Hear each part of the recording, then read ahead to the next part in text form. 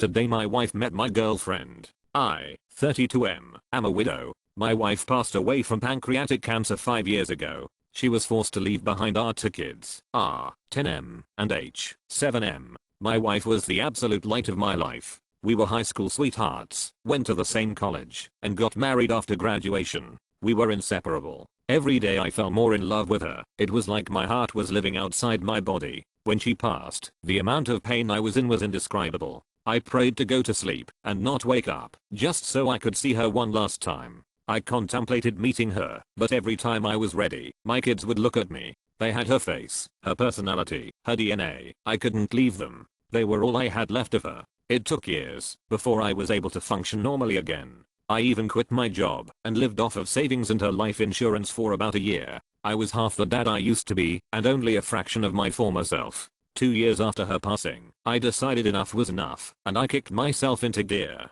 I found a job in a different city, closer to my parents. I packed my kids up and I moved. Life was hard, but I kept chugging along and eventually I found some joy. A year after moving, I took a business trip to New York, where I met my current girlfriend. While I acknowledged there was chemistry, I told her I was already married and she understood. However, a few months later I had to go back to New York, where we met up again. I let my guard down for the first time around her. Before I knew it, she was putting in a transfer from my home branch and moving to my city. I fell in love with her and asked her out a year ago next month. My kids adore her, and though she reminded them she will never take their mom's place, they lovingly call her Mama L. Today was the anniversary of my wife's passing, an extremely hard day for all of us. This morning I walked into the living room to find Elle and my kids waiting for me. The kids were dressed in their church clothes with goofy smiles on their faces and bouquets in hand. Apparently, Elle came up with the idea of a picnic at my wife's grave, an idea that the boys loved as they enjoy going to see their mom. While I was sleeping they prepared food and flowers, then insisted on wearing their best clothes. I'll admit that I cried at the sight of them. I don't know how I got this lucky twice in a row. I wanted my wife to meet this amazing woman, so I asked Elle to come along and she did. The day that I dread every year turned out to be a humbling reminder of the reason why I stayed on this planet. To my lovely wife, you can never be replaced, but she is good to me, and she takes care of our kids like you would. Thank you for sending her to me.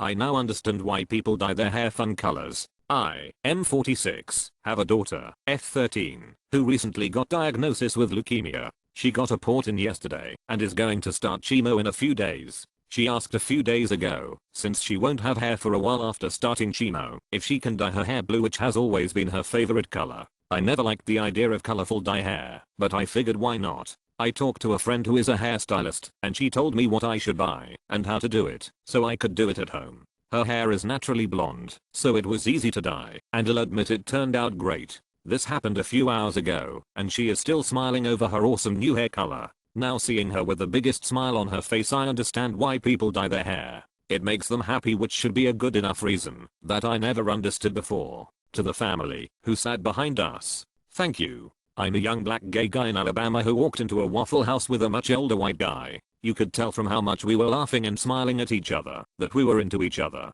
So what did you do? You left us a note thanking us for being who we are and paid for our meal. You have no idea how much that small act of kindness meant to me, so much so that I've been crying happy ugly tears ever since I got home. So from the bottom of my heart, thank you for making me a little less afraid to be myself in this world. Edit. Thank you everyone for continuing to blow up my phone with kindness. All of your words are going straight to my heart. And thank you strangers for the silvers. Edit 2. Thank you for the gold. I'm trying really hard not to cry at work right now, but you're making it really hard. Edit 3. I'm crying again. My father won't stop talking about cock and it's getting too annoying. Basically, he will not shut the fuck up about dicks. Not kidding. He will bring them up into every conversation regardless of the topic. The weirdest part is, as far as he knows or shows, he is not gay. Also he is currently married. He has never even kissed a man, which is why his obsession with cock perplexes me to such a degree. I'm genuinely very tired and have asked him to stop over and over, but he keeps going on. Also, I'm bisexual and my family knows this, so I don't think he's hiding anything. Hashtag examples, verbatim. We are smoking cigars together. This particular cigar happens to be smaller, but I still get queasy. Me, hey dad, I think I've had enough. This is getting too strong. Him, what? We swallowed some big black dicks in the past and now you can't handle this little cock. Walking out of the theater after watching a bad movie. Him, unprompted. Man, that movie was terrible. It's like a flaccid cock. You couldn't get it up with Viagra. I'm about to go buy groceries. Him, hey son, can you get some of that black cock to suck on? He only drinks Pepsi. Finishing some chores. Him, man, that was harder than sucking a dick this big. He then shows the size of the metaphorical dick with his hands to illustrate exactly how big the dick is. He does this almost every time. I wish I was fucking joking. Update. He was talking about a main street having a lot of traffic just now, and he likened to eating a big dick. I just found out that the man I desperately wanted to meet tried to kill me, and the woman I hated saved my life. I was told growing up that my biological mother was a drug addict who preferred drugs over her child. I was told this every single time that I asked about her, saw her photo, met my biological grandmother, starting from when I was 6 years old. I grew up hating and resenting her, promising myself to never meet that horrible woman. Instead, I turned my attention towards a hypothetical caring father who was unwillingly separated from his precious child. I desperately wanted that to be the truth, hoping that someone wanted me. My adoptive family wasn't a bad family. I was adopted with 2 of my siblings after 3 years in the foster care system. Even though I was provided with a good education, food and shelter, extracurricular activities and a safe environment, I wasn't given affection.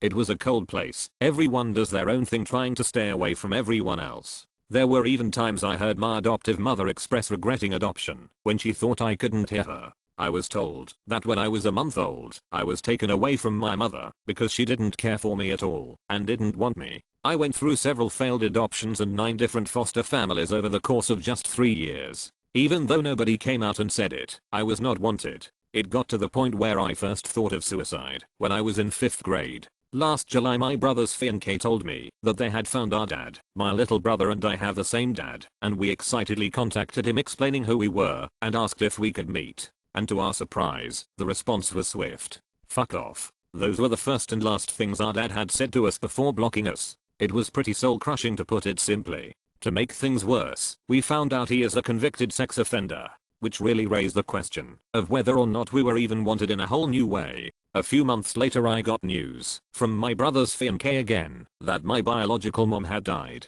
At first I didn't much care, but I started to learn more about her, my dad, and how I fit into the story. A few months before they found out dad, my brother and his fiancé managed to find our mom living on the streets in Santa Rosa. My mom wanted to keep me so badly, but my dad didn't. He forced my mom to take heroin, hoping that it would lead to a miscarriage. When nothing happened, he escalated to physical abuse, putting her in the hospital several times. But she still managed to protect me during all that. Things didn't stop after I was born either. He still continued to beat my mom constantly. And when I was a month old, he tried to suffocate me with a pillow while she was asleep. She woke up and realized what he was doing and attacked him to protect me. The folks nearby, we lived in a trailer park at the time, heard the screaming and called the police. My mom was nearly beaten to death while trying to protect me from my dad. My mom took me to DHS because she didn't think she would be able to protect me from him. When my brother and his fiancé told me all this, they said that she had a message for me. I may not have been the best mother, but I want you to know that I love you very much.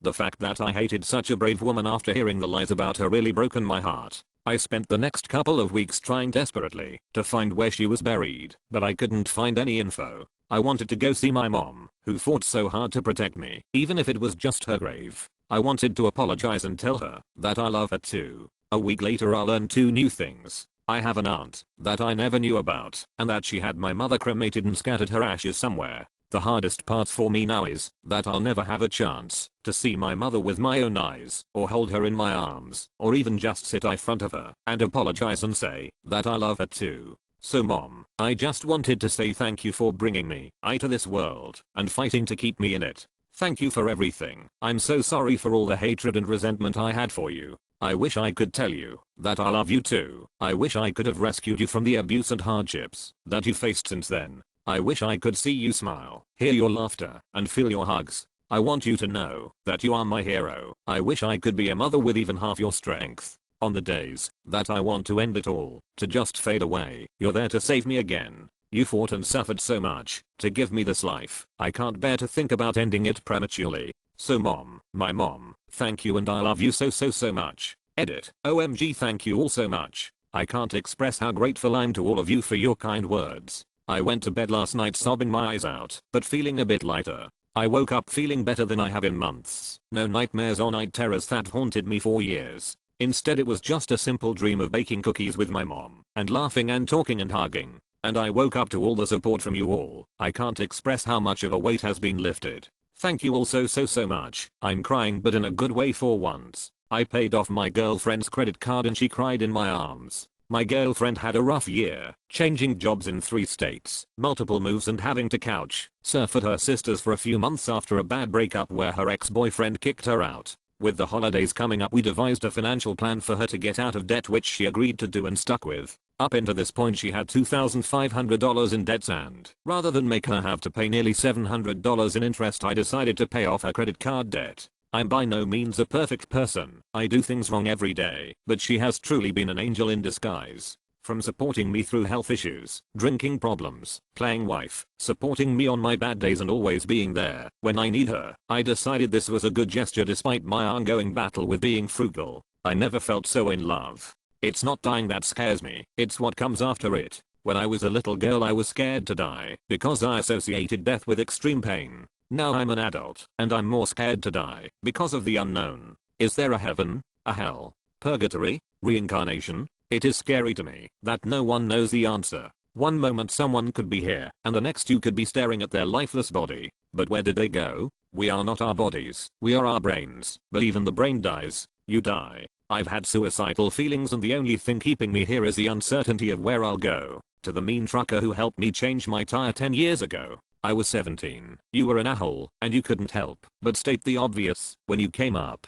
Got a flat tire. It wasn't a question. Bet you don't know how to change it. Again, not a question. I bet you don't even know where your spare tire is. All your non-questions were met with no sirs, to which you berated my father for ever letting his daughter on the road without know how to change her own tire. I thought you were the biggest jerk as you made me do all the hard work after a 7-hour shift at 11 o'clock at night. But I remembered every step of the process like it was yesterday. It's been 10 years since I've changed a tire, but today, because of you Mr. Mean Truck Driver, I changed my own tire.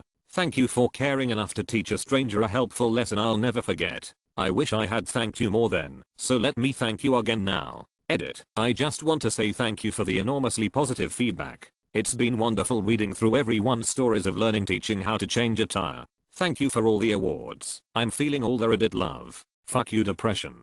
Fuck you. I am not killing myself tonight. I am going to get dinner. I am going to brush my teeth. Fuck you. Fuck off. Edit. Wow, this blow up thread is locked, so I can't reply to all the good wishes, but I'm reading them. Thank you for all the rewards as well. I didn't expect this, and I don't know what to do with those rewards, but I'll figure it out. Once again, thank you.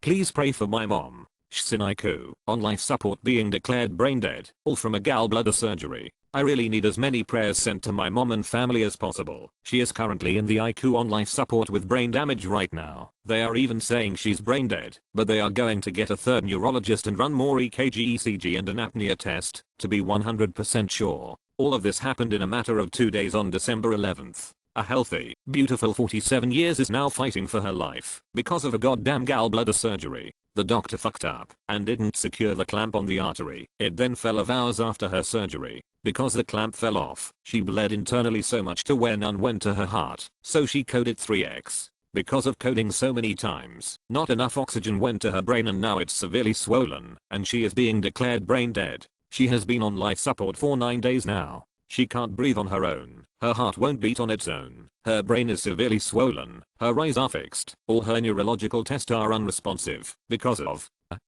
fucking gallbladder surgery. I'm only 20 years old, and I'm losing my mom. I'm her only daughter, her only child. It's just my dad, mom and I don't know how to cope with this. I'm so fucking angry at the doctor QHO did this to her, but I'm trying to stay positive and praying for her recovery non-stop. I don't know what to do, but be here with her 247 and praying non-stop. Please send prayers to my mom and Iku, my BF. 27, is trying to convince me, 20, over and over to have anal sex and I don't want that. As title said, I don't want to have anal sex. I don't feel comfortable with it, I don't enjoy it, and I feel overwhelmed by his requests. We tried anal sex a few times, but each time the pain and humiliation was excruciating for me. I just can't bring myself to do it. I explained to him how I felt about it, tried to talk, look for a solution, so that we could both feel the pleasure of this activity. All for nothing. I just can't. Sex is not a problem for me, because I generally like closeness and the feeling of being loved.